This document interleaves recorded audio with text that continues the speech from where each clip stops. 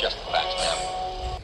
And then that kind of bridges into our main story today, which is the concept of Trump and international relations.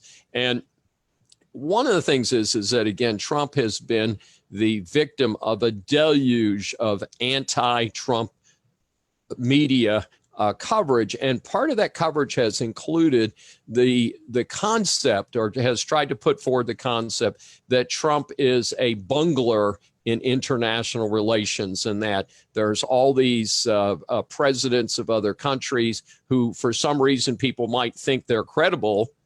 But I don't know that anybody's more credible than the president of the United States in terms of their power, authority, and the success of the United States. And so I find it rather ironic that these people are saying, oh, well, the president of France will be polite to Trump, but he thinks he's a loser. Well, let's go over this. Okay, so France has a 20% unemployment rate. France barely survives as an economy. France hasn't won a war since Napoleon lost a war. And they're going to tell us that their president is somehow equipped to be a critic of our president. I'm sorry, it doesn't wash at all. I understand the prime minister of France, is in that boat, but also the prime minister of Canada, another Trudeau. And Trudeau's going over a situation where the Canadian dollar is worth 2/3 of the American dollar. 2/3 of the American dollar. Used to be 95 cents. Now it's down to like 67 cents. And this guy doesn't like Trump, so we have to be worried about his opinion. Well, who likes Trump in international affairs? President of India, the Prime Minister of Britain, our number one ally, the President of Israel, the Prime Minister of Japan.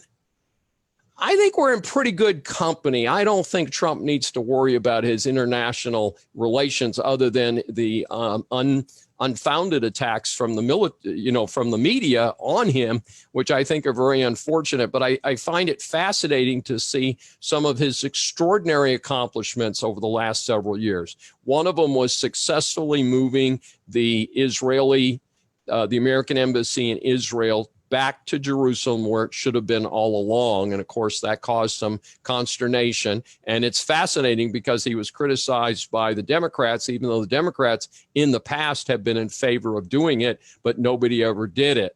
And then more recently, he brokered a historic deal between Israel and UAE that has dramatic repercussions for the entire Middle East, because UAE is one of the most successful countries in the Middle East, one of the most modern. And something that may not get mentioned very much in the press is Saudi Arabia, which did not link with Israel yet, has given permission for flights between Israel and UAE to go through Saudi airspace. So there's a little subtle message there. So it's a tremendous success.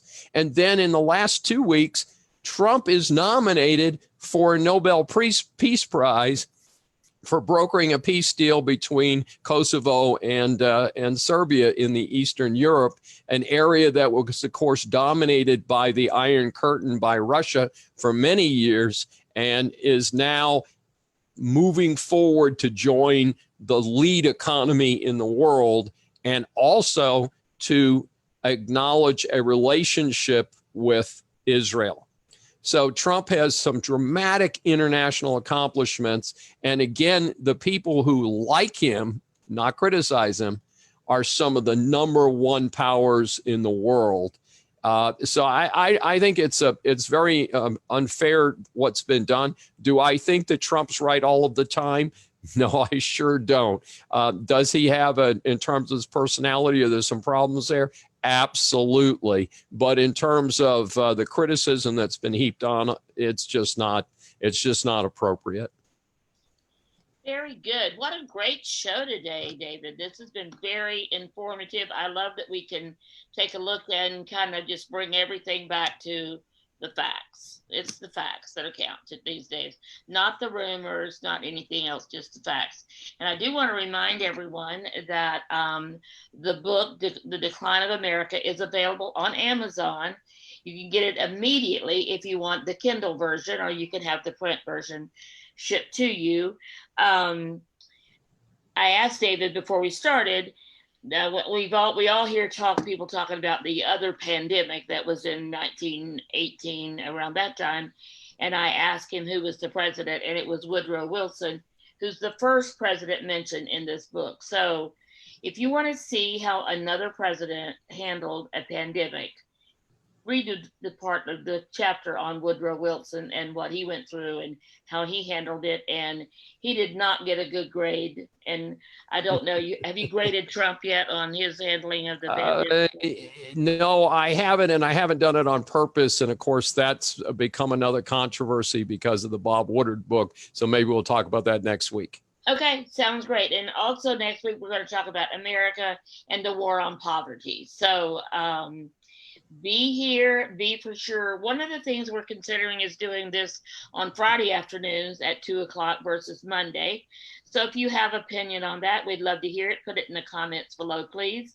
And we look forward to seeing you again next Friday. So thank you, David. I will see you next week. Thank you, Sandy. Take care.